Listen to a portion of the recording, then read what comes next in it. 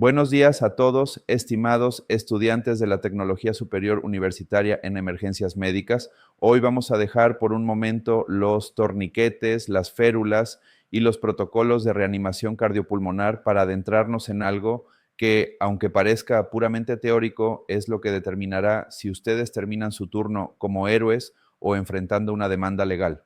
Vamos a hablar del terreno donde pisan cada vez que se bajan de la ambulancia, históricamente, y quiero que piensen en cómo veíamos las películas de desastres de los años 80 o 90.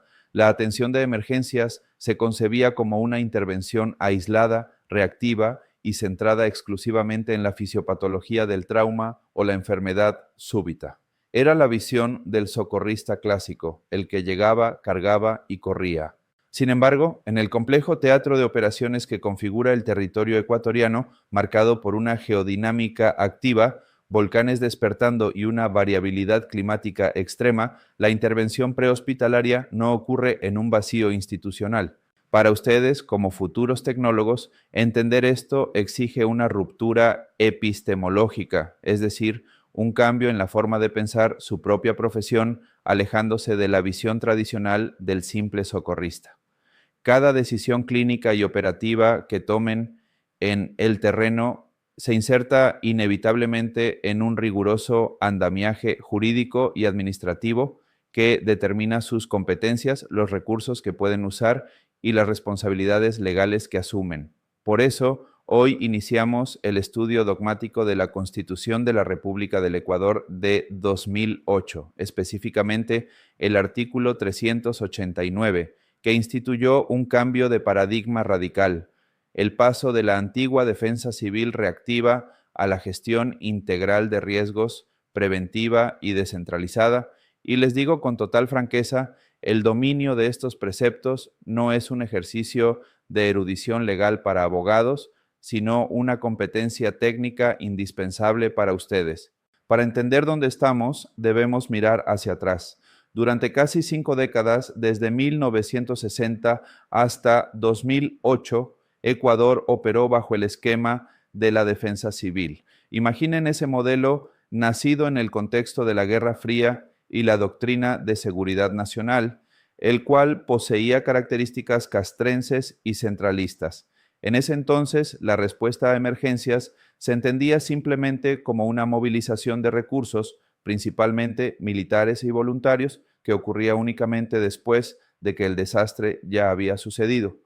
La planificación preventiva era incipiente, casi nula, y se limitaba a preparativos para la guerra o grandes catástrofes, ignorando por completo la gestión cotidiana del riesgo y cómo la sociedad misma construía su vulnerabilidad día a día. Bajo ese esquema antiguo, los servicios de salud y la atención prehospitalaria eran actores periféricos, actores de reparto que solo se activaban cuando la capacidad de respuesta local colapsaba. El gran problema de ese modelo era que no existía un marco legal que obligara a los municipios a incorporar la gestión de riesgos en su planificación territorial. Esto resultó en lo que vemos hoy cuando salimos a atender una emergencia en los barrios periféricos, un crecimiento urbano desordenado y una acumulación de riesgos en zonas de alta densidad poblacional y difícil acceso.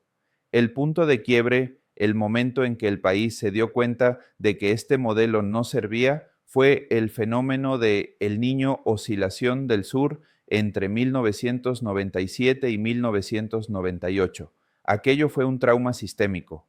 Las pérdidas económicas superaron el 15% del Producto Interno Bruto y el colapso de la infraestructura sanitaria y vial demostró que la reconstrucción, manejada entonces por entidades temporales como la recordada Corpecuador, era insuficiente si no se atacaban las causas estructurales del riesgo.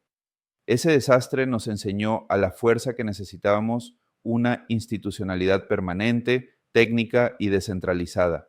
Con esas lecciones dolorosas llegamos a la Asamblea Constituyente de Montecristi, que plasmó en la Constitución de 2008 un modelo de vanguardia. Se eliminó la defensa civil y se creó la Secretaría de Gestión de Riesgos, pero el cambio no fue solo de nombre, sino que implicó adoptar la gestión de riesgos como una política de Estado transversal. Aquí entra nuestro protagonista de hoy. el artículo 389.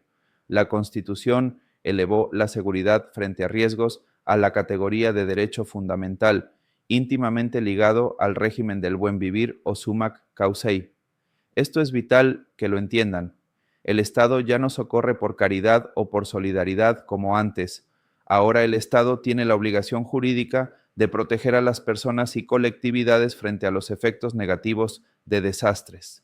Si el Estado incumple esta obligación, ya sea por negligencia en la prevención o por ineficacia en la respuesta, donde entra su labor como tecnólogos, esto acarrea responsabilidades administrativas, civiles y penales. Analicemos a fondo este mandato de protección integral del artículo 389. El texto dice claramente que el Estado protegerá a las personas, las colectividades y la naturaleza. Noten que ya no se trata solo de salvar la vida física, el BIOS, sino de proteger las condiciones que hacen posible la vida digna. Cuando habla de personas y colectividades, reconoce la dimensión social del desastre. Para ustedes, en una emergencia médica, esto implica que deben manejar protocolos diferenciados. Una cosa es la atención individual de un paciente crítico politraumatizado y otra muy distinta es la salud pública para controlar epidemias en un albergue de damnificados. Además, Ecuador es pionero mundial en reconocer a la naturaleza como sujeto de derechos. En su trabajo, esto introduce una variable única. Un incendio forestal o un derrame de hidrocarburos no es solo una emergencia civil, es una violación a los derechos de la naturaleza que activa mecanismos de reparación integral. Ahora bien, la Constitución y la nueva Ley Orgánica de 2024 adoptan implícitamente la teoría de que los desastres no son naturales, sino socio-naturales. El riesgo se entiende dogmáticamente como una función matemática donde interactúan la amenaza, la vulnerabilidad y la exposición, todo esto modulado por la capacidad de respuesta. Para el sector salud y para ustedes en la atención prehospitalaria, esto significa que su rol no se limita a responder cuando la amenaza se materializa. Ustedes deben trabajar activamente en reducir la vulnerabilidad de la población, por ejemplo, mediante educación sanitaria, y aumentar la capacidad de respuesta institucional. El artículo 389 también enumera las fases que el sistema debe cubrir obligatoriamente, lo que llamamos el ciclo doctrinario. Primero está la prevención o gestión prospectiva, que busca evitar que se generen nuevos riesgos. Un ejemplo médico claro es la planificación de nuevos hospitales. Estos deben construirse en zonas no inundables y con normas sismo resistentes, bajo el concepto de hospital seguro. Si construimos un hospital en el lecho de un río seco, estamos violando la fase de prevención. Luego tenemos la mitigación o gestión correctiva, que busca reducir el riesgo que ya existe. Aquí entra el reforzamiento estructural de centros de salud antiguos que no podemos demoler o la capacitación de ustedes mismos en protocolos de múltiples víctimas para estar mejor preparados. La tercera fase es la respuesta o gestión reactiva, que es la acción inmediata ante el evento y donde se centra la mayor parte de la labor operativa del tecnólogo en emergencias médicas. Búsqueda, rescate, atención prehospitalaria, estabilización y traslado. Pero el ciclo no termina cuando entregan al paciente. Finalmente está la recuperación y mejoramiento. Ojo con esto, no se trata de volver al estado anterior al desastre, porque ese estado era vulnerable y fue lo que permitió la catástrofe. Se trata de reconstruir mejor, lo que internacionalmente se conoce como Build Back Better. En nuestro campo, esto significa que si un hospital se cae, debemos reconstruir un sistema de salud más resiliente y con mayor capacidad que el que existía antes.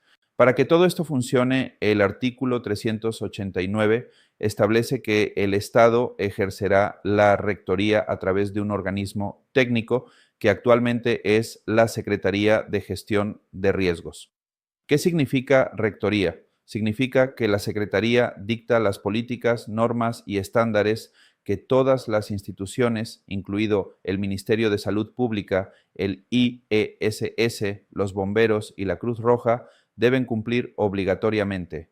Esto tiene una implicación directa para el tecnólogo en emergencias médicas.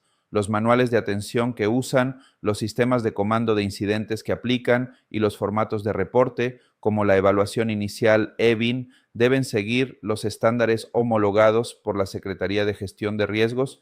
Esto garantiza que todos hablemos un lenguaje común, interoperable. Imaginen el caos si en un terremoto los bomberos usan un código de triaje, la Cruz Roja otro y el Ministerio de Salud otro distinto. La rectoría existe para evitar precisamente esa torre de Babel en medio de la crisis. Recientemente, la promulgación de la Ley Orgánica para la Gestión Integral del Riesgo de Desastres en enero de 2024 ha venido a consolidar y reglamentar estos mandatos constitucionales.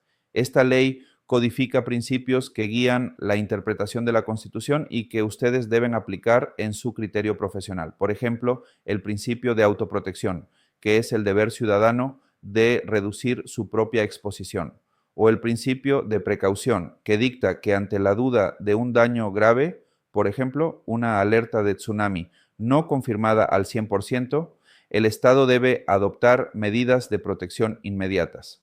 Y fundamental para nosotros, el principio de eficiencia. La respuesta debe ser oportuna y racional en el uso de recursos. Una ambulancia que llega tarde o llega sin los insumos necesarios está violando este principio legal. El estudio de este artículo es fundamental para la materia de planificación de contingencias porque define las reglas del juego operativo. Un plan de contingencia hospitalaria o un protocolo de despliegue de ambulancias que ignore estos mandatos constitucionales es un documento legalmente nulo y operativamente inviable. El propósito de que analicemos esto es dotarlos a ustedes de la capacidad de alineación estratégica. Los planes de emergencia de cualquier institución de salud donde trabajen deben estar alineados verticalmente con los planes de desarrollo y ordenamiento territorial cantonales y provinciales. Sin esta alineación, y escuchen bien esto, los recursos financieros no pueden ser asignados legalmente para la compra de equipos, contratación de personal o ejecución de simulacros. En resumen de esta primera sesión, hemos visto cómo el país pasó de una visión militar y reactiva a una visión integral y de derechos. Hemos entendido que la gestión de riesgos no es opcional, sino una obligación del Estado para proteger la vida y el buen vivir. En la próxima clase veremos el cómo se ejecuta esto en el terreno, analizando el artículo 390 y el principio de descentralización subsidiaria, que les dirá exactamente a quién deben obedecer cuando el caos se desate. Quiero que se lleven la idea de que su profesión es mucho más que medicina, es parte de la estructura de seguridad del Estado.